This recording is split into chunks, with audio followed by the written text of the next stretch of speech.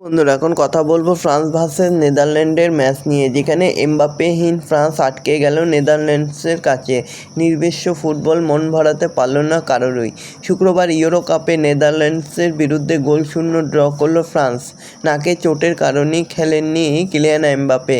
তার অভাব গোটা ম্যাচেই অনুভব করল ফ্রান্স। নেদারল্যান্ডসের একটি গোল বাতিল হলো অফসাইডের কারণে।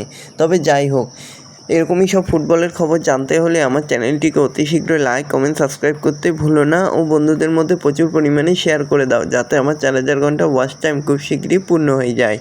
তো বন্ধুরা, শুরু হয়ে গেল ইউরো কাপ, যেখানে ফ্রান্স ভার্সেস নেদারল্যান্ডের ম্যাচ খুবই উত্তেজনক ম্যাচ হবে বলেই ভেবেছিল, কিন্তু তা হয়নি। শুক্রবার ইউরো কাপে নেদারল্যান্ডসের বিরুদ্ধে গোলশূন্য ড্র করল ফ্রান্স।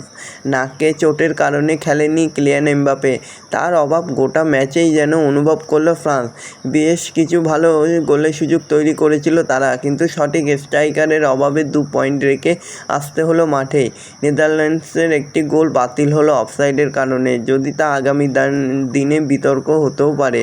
তবে যাই হোক, এরকমই সব ফুটবলের খবর জানতে হলে আমার চ্যানেলটিকে অতি শীঘ্রই লাইক, কমেন্ট, সাবস্ক্রাইব করতে ভুলো না ও বন্ধুদের মধ্যে প্রচুর পরিমাণে শেয়ার করে দাও, যাতে আমার 4000 ঘন্টা ওয়াচ টাইম খুব শীঘ্রই পূর্ণ হয়ে যায়।